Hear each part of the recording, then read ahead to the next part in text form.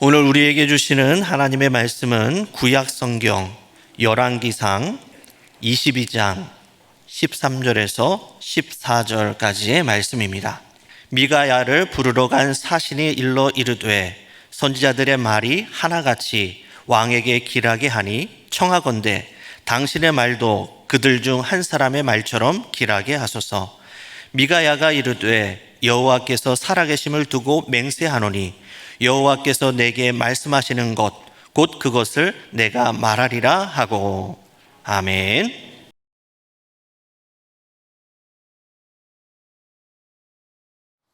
오늘 본문은 솔로몬 왕 이후에 이스라엘이 북이스라엘과 남유다로 분열이 되어서 한 80여 년의 시간이 흘러갔을 때의 이야기입니다. 이 남북 왕국은 때로는 서로 치열하게 싸우기도 했습니다.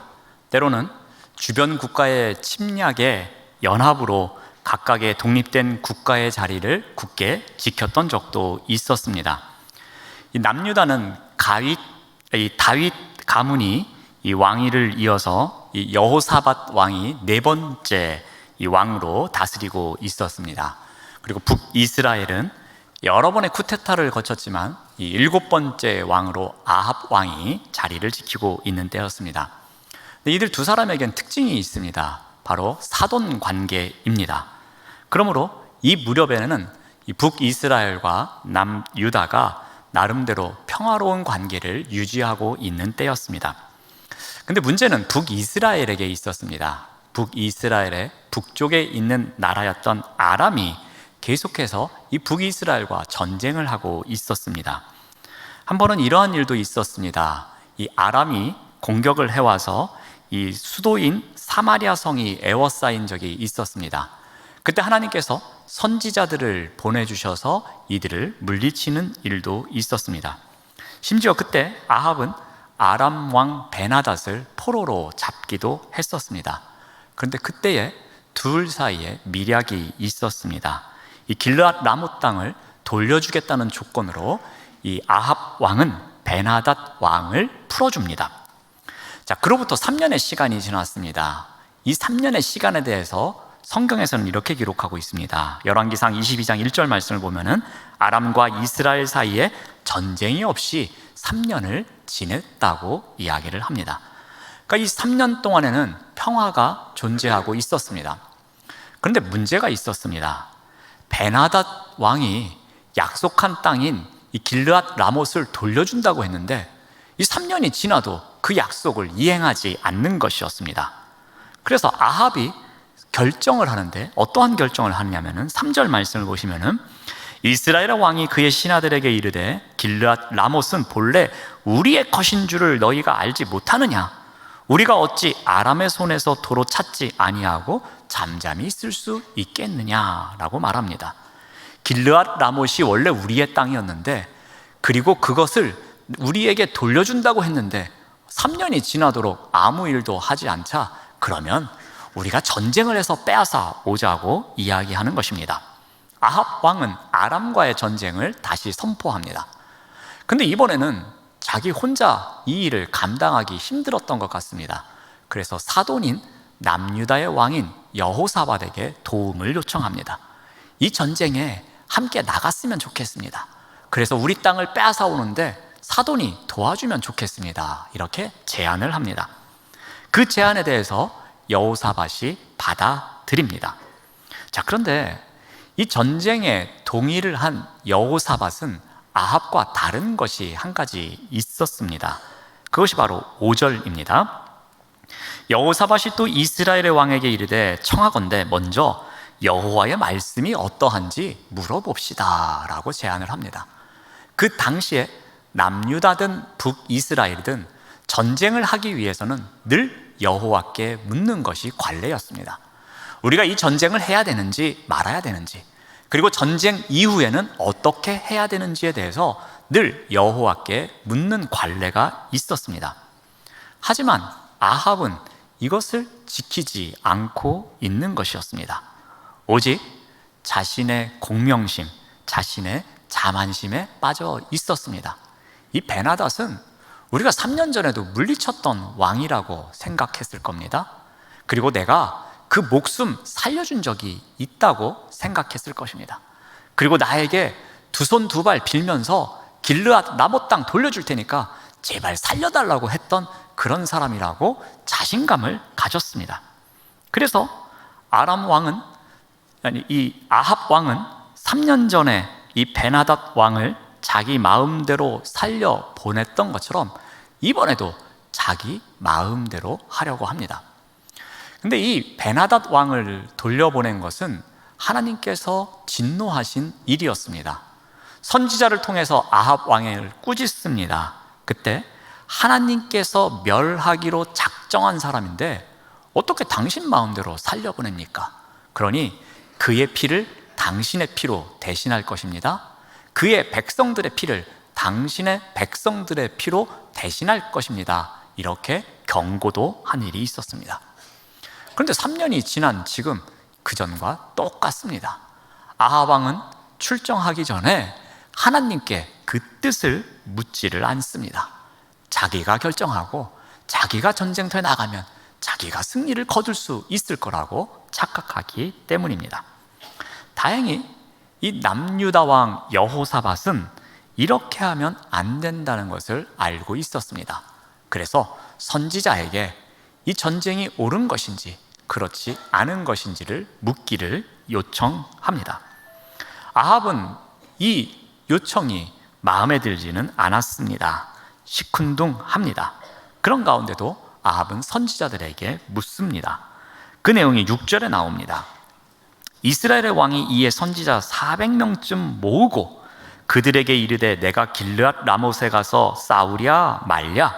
그들이 이르되 올라가소서, 주께서 그 성읍을 왕의 손에 넘기시리이다 라고 답변을 합니다. 여러분, 조금 의심이 드는 장면이 펼쳐지고 있습니다. 400명이 갑자기 준비가 되었습니다. 그것도 왕궁에서 400여 명의 선지자가 지금 준비가 되어 있습니다. 그런데 더군다나 이 400명이 한꺼번에 이구동성으로 왕이시여 올라가옵소서, 여호와께서 다 준비해 놓았습니다 라고 똑같이 답변을 하고 있습니다. 왠지 의심스럽습니다. 왠지 뭔가 짜고 있는 것 같습니다. 왠지 어용의 냄새가 나기도 합니다.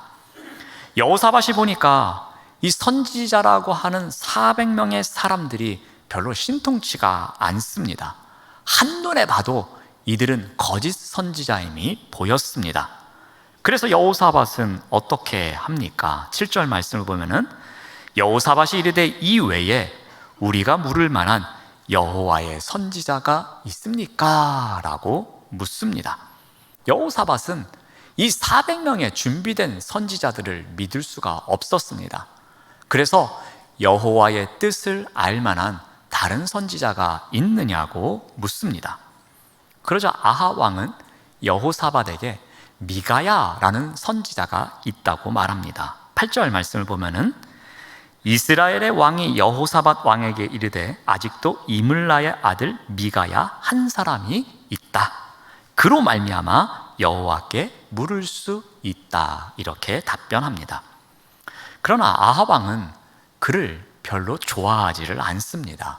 그 이유가 무엇인지를 계속 이렇게 말합니다. 8절 말씀을 보면은 그는 내게 대하여 길한 일은 예언하지 아니한다는 것입니다. 늘 흉한 일만 예언한다는 겁니다. 그래서 내가 그를 미워하고 있다는 것입니다. 근데 이 이야기를 들은 여호사밧이 이렇게 말합니다. 여호사밧이 이르되 왕은 그런 말씀 마소서라고 합니다. 이 사돈 관계에도 할 말은 다 하는 것 같습니다. 아합 왕은 미가야가 자신에게 좋은 이야기는 안 하고 흉한 이야기만 이야기하는 잘못된 선지자라고, 그래서 내가 그를 좋아하지 않는다고 말합니다. 그래서 그는 하나님의 뜻은 안중에도 없었습니다. 선지자가 하나님의 말씀을 전하다 보면 좋은 것을 말할 때도 있고 그렇지 않은 것을 말할 때도 있는데, 하나님의 말씀보다는 선지자가 언제나 자기에게 좋은 말을 해야 한다는 생각만 갖고 있었던 사람이었습니다.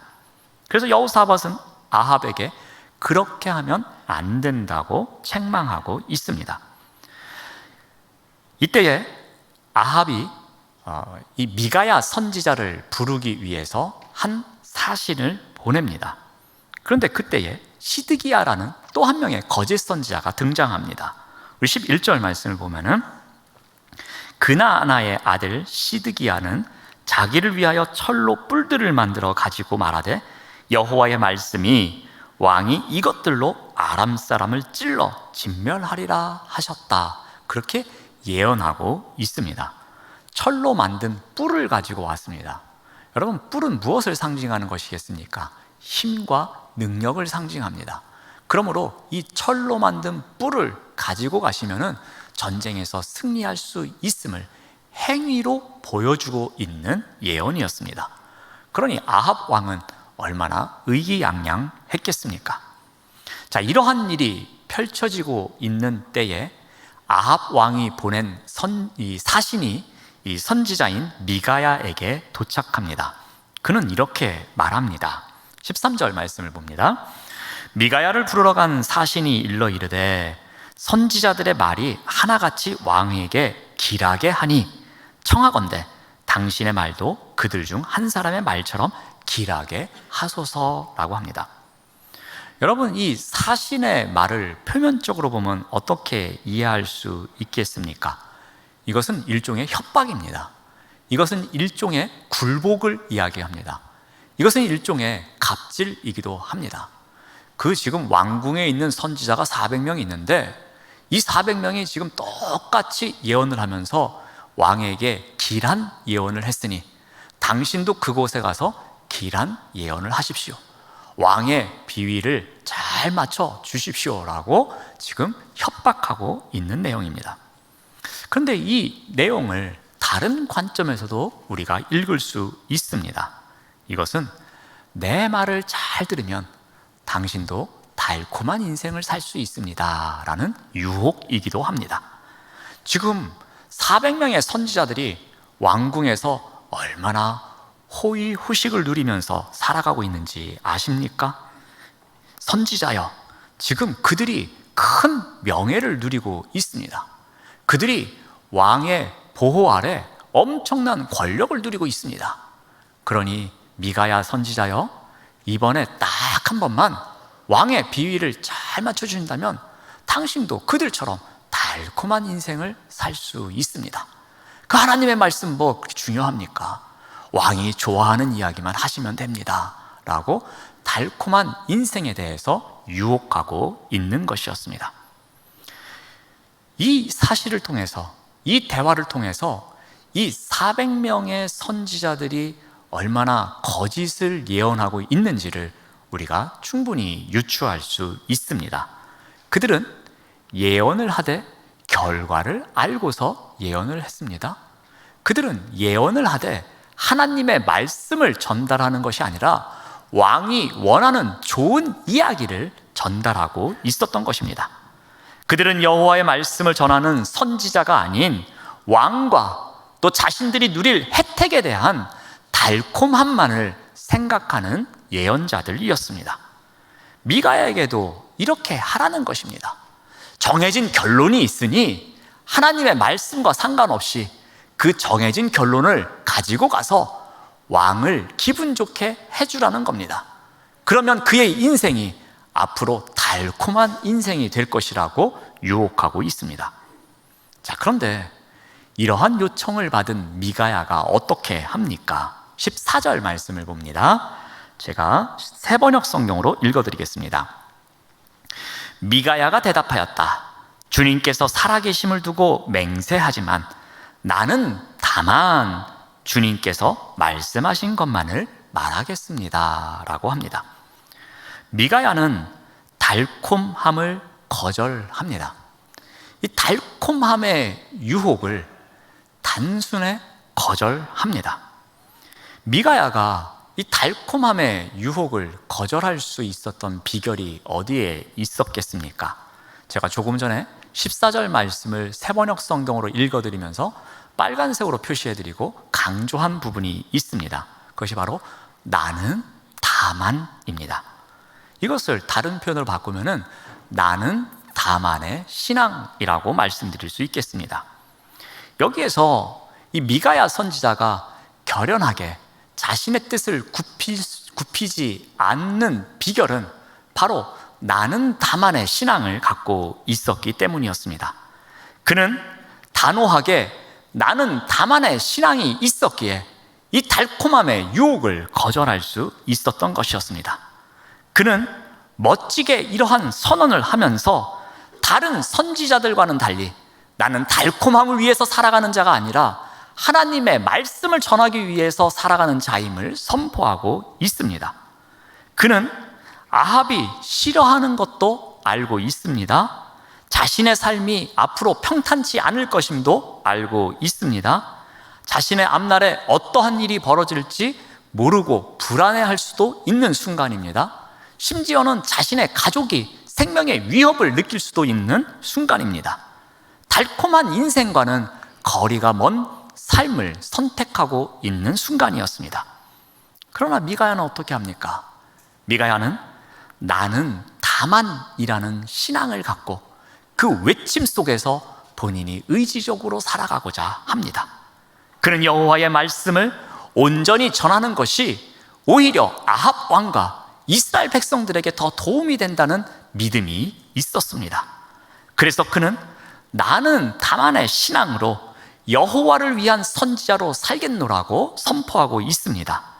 나는 다만의 신앙으로 지킬 것을 지키는 본질에 충실한 선지자로 살겠노라고 외치고 있는 것입니다.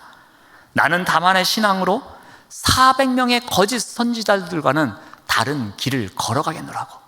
그들은 달콤함의 유혹에 맞들려서 그 달콤함을 위해서 살아가지만 나는 그 달콤함의 유혹을 거절하는 삶을 살아가겠노라고 외치고 있습니다.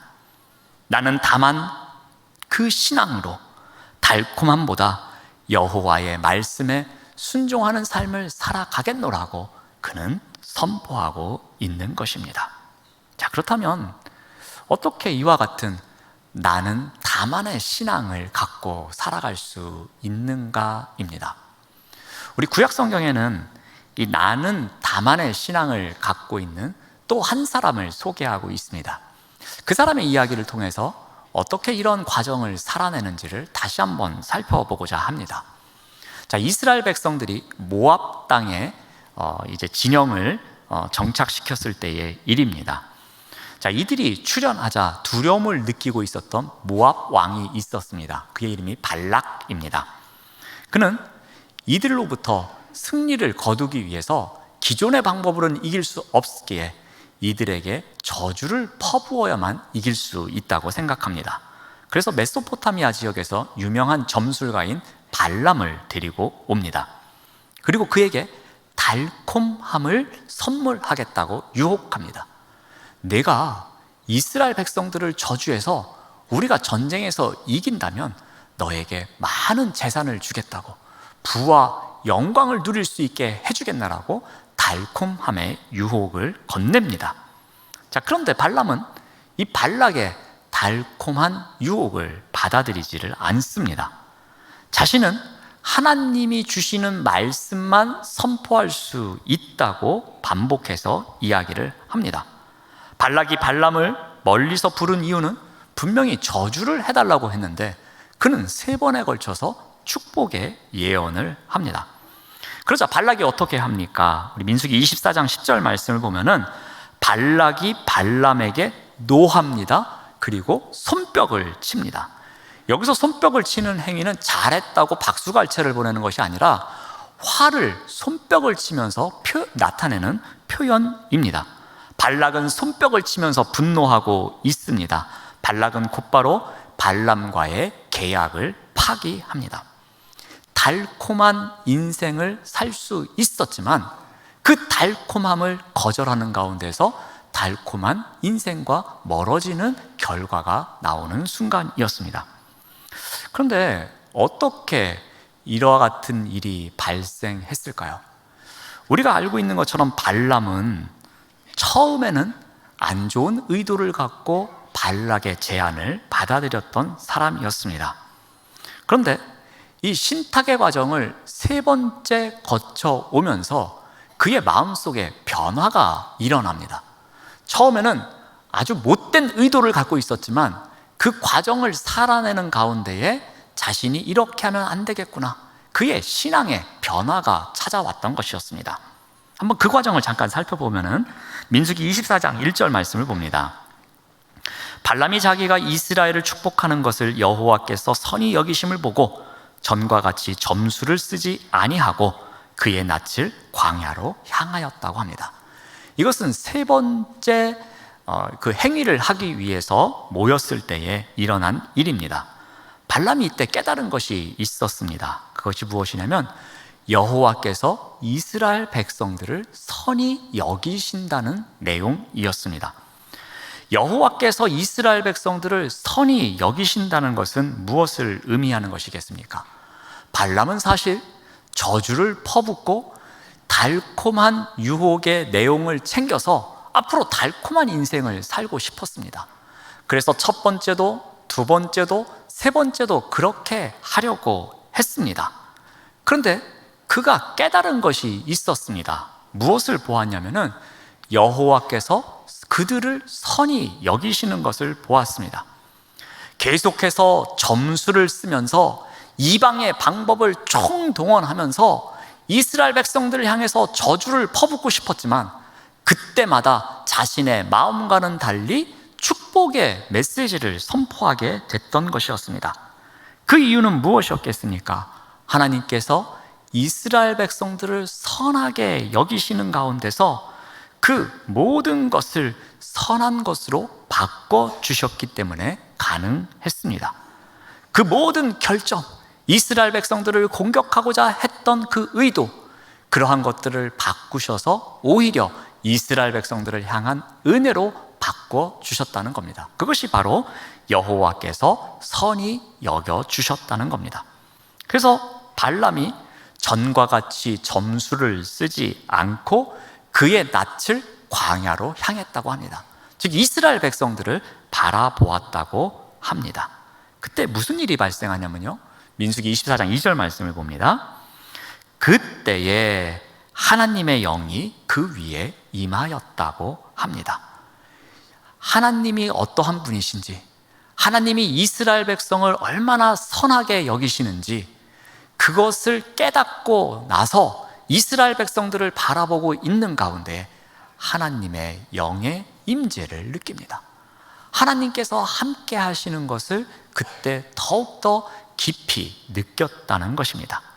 하나님의 영이 함께하는 가운데 또 무슨 일이 일어납니까? 3절 말씀을 봅니다.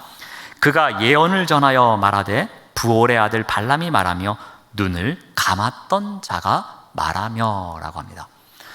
이 부분은 좀 논란이 있는데요, 여러분이 갖고 있는 성경에 감았던이라는 이 단어에 아마 숫자 1이 적혀 있을 겁니다. 그래서 1을 따라서 이렇게 밑으로 내려가 보시면 거기엔 눈을 뜬 자라고 적혀 있을 겁니다. 그래서 이게 이 번역본에 따라서 뜬 자 또는 눈을 감은 자로 다르게 번역이 됩니다. 그래서 새번역 성경에서는 3절 말씀을 이렇게 번역합니다. 그는 예언을 선포하였다. 부올의 아들 발람의 말이다. 눈을 뜬 사람의 말이다 라고 합니다. 그러니까 똑같은 부분인데 어떤 성경은 눈을 감았다 그러고 어떤 성경은 눈을 떴다고 합니다.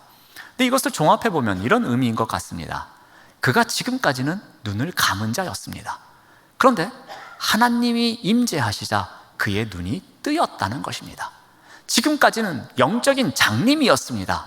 그런데 하나님께서 함께 하시자 영적으로 볼 수 있는 눈이 열렸다는 의미이기도 합니다. 발람은 하나님의 영이 함께 하자 지금까지 보지 못했던 것을 보기 시작했습니다. 그래서 발락에게 나가서 이렇게 말을 합니다. 12절 말씀을 봅니다. 발람이 발락에게 이르되 당신이 내게 보낸 사신들에게 내가 말하여 이르지 아니하였나이까? 그 말한 내용이 무엇입니까? 다시 반복하기를 13절에서 이렇게 말합니다. 이 부분 또한 제가 새번역 성경으로 읽어드리겠습니다. 발락 임금님께서 비록 그의 궁궐에 가득한 금과 은을 나에게 준다 할지라도, 이것이 무엇이었습니까? 달콤한 유혹이었습니다. 그럼에도 불구하고 좋은 일이든 나쁜 일이든 간에 주님의 명을 어기고 나의 마음대로 할 수 있는 일은 아무것도 없습니다. 자, 그런데 미가야 선지자가 했던 똑같은 단어를 사용합니다. 나는 다만 주님께서 말씀하신 것만 말해야 합니다 라고 이야기합니다. 여러분, 이 부분이 무엇을 의미하는 것이겠습니까? 나에게 아무리 은과 금을 줄지라도, 아무리 나에게 달콤한 인생을 약속할지라도 내가 내 마음대로 행할 수 있는 것은 없습니다. 저는 오직, 나는 다만 하나님의 말씀에 순종하며 살겠습니다 라는 선포입니다. 발람은 처음에 불의한 삭슬 사랑에서 떠났던 사람이었습니다. 혹시 하나님께서 마음이 바뀌셔서 허락하신다면 내가 한번 저주하고 그 많은 은금을 챙겨서 내가 달콤한 인생을 살아가면 되는 거야, 이런 기대를 갖고 출발했던 사람이었습니다. 그런데 그가 어떠한 과정을 거칩니까? 하나님께서 이스라엘 백성을 향하여 어떠한 뜻을 갖고 계신지를 깨닫습니다. 그러한 가운데 그 백성들을 바라보니까 하나님의 영이 임합니다. 그래서 지금까지 감고 있었던 눈이 뜨여져서 새로운 것을 보게 되었습니다. 시간이 지나가면서 하나님의 선하신 뜻을 분명히 알기 시작했고, 이제는 몸의 순종만이 아니라 진실로 마음까지도 순종하는 내가 되어야 함을 이야기합니다. 그때에 그에게 필요했던 것이 무엇이었습니까? 바로 나는 다만의 신앙이었습니다. 내가 겉으로만 순종하는 것이 아니라 진실로 하나님의 말씀에 순종하는 삶을 살아가겠습니다 라고 선포하는 그 자리에서 나는 다만 하나님의 말씀에만 순종하는 삶을 살아가겠습니다 라고 선포하고 있는 것입니다.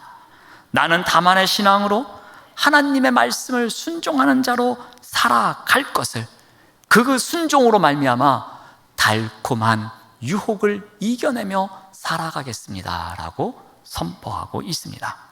사랑하는 여러분, 우리도 살아갈 때에 달콤한 유혹이 끊임없이 우리에게 밀려옵니다. 때로는 육신의 정욕으로, 때로는 안목의 정욕으로, 때로는 이생의 자랑으로 달콤함을 우리에게 선물하고자 하는 유혹이 여기저기에서 밀려옵니다. 그런데 이 달콤함을 주겠다고 밀려오는 유혹이 우리의 신앙의 가치관을 흔들 때가 있습니다. 자, 그런데 이러한 달콤함을 거절하는 힘이 있습니다. 이 달콤함을 거절하는 힘이 바로 신앙입니다. 신앙은 이러한 달콤한 유혹 때문에 넘어지지 않도록, 또 달콤한 유혹에서 돌아설 수 있도록, 달콤한 유혹을 단호하게 거절할 수 있도록, 그래서 하나님의 말씀에 청종하며 살아갈 수 있도록 돕는 힘입니다. 그것이 바로 신앙입니다. 그러므로 우리에게 필요한 것이 있습니다. 그것이 무엇이겠습니까? 나는 다만이라는 신앙입니다. 나는 다만의 신앙으로 어떠한 달콤함 앞에서도 흔들리지 않는 삶이 우리에게 있어야 하는 것입니다. 때로는 이 배우자의 사랑을 저버리고자 하는 달콤함이 유혹으로 다가올 때가 있습니다. 그럴 때일수록 미가야 선지자가 그렇게 했듯이 나는 다만의 신앙으로 그 달콤함의 유혹을 뿌리쳐야 할 것입니다. 때로는 불의를 눈감아 달라고 뇌물이라는 달콤함이 우리의 신앙을 흔들 때가 있습니다. 때로는 부정한 방법으로 명예를 추구하라고, 때로는 잘못된 방법으로 남의 것을 빼앗아 너의 욕심을 채우라고 달콤함의 유혹이 우리에게 밀려옵니다. 그럴 때일수록 발람처럼 나는 다만의 신앙으로 이러한 유혹을 거절해야 할 것입니다. 신앙을 저버리고 편안하게 살아가자고 달콤함을 제한하면서 우리에게 다가오는 유혹도 있습니다. 이러한 때일수록 미가야 선지자가 그렇게 했듯이, 발람이 그렇게 했듯이 나는 다만의 신앙으로 달콤함의 유혹을 물리쳐야 할 것입니다. 나는 다만의 신앙, 이 신앙으로 나는 하나님의 말씀에 순종하며 살아가겠습니다 라는 결단, 이 결단과 그 결단을 실천하고자 하는 훈련을 통해서 우리에게 다가오는 달콤함의 유혹을 이겨낼 수 있는 것입니다. 사랑하는 여러분, 크고 작은 여러 가지의 달콤한 유혹이 밀려오더라도 이 나는 다만의 신앙으로 하나님의 말씀을 증거하고 하나님의 말씀에 순종하는 삶을 살아가겠다는 기회로 삼아 보시길 바랍니다. 그 유혹이 밀려올 때에 그 유혹에 나의 신앙의 가치관이 흔들리는 것이 아니라 오히려 그 유혹이 밀려올 때에 달콤함을 거절하는 가운데서 나의 신앙을 성숙시켜가는 기회, 성숙시켜가는 선물의 시간을 가져보시기 바랍니다. 그것이 바로 우리가 이 시대에 신앙을 어떻게 지켜나가야 하는지를 우리 주님께서 원하시는 삶의 부분입니다. 우리에게 밀려오는 어떠한 달콤함이 있더라도 나는 다만의 신앙으로 그 유혹을 이겨내시는 우리 모두가 되시기를 바랍니다. 기도하겠습니다. 하나님 감사합니다. 어떠한 달콤함의 유혹에도 불구하고 나는 다만의 신앙으로 하나님의 말씀에 순종하며 살아갈 수 있도록 인도하여 주시옵소서. 예수님의 이름으로 기도드립니다. 아멘.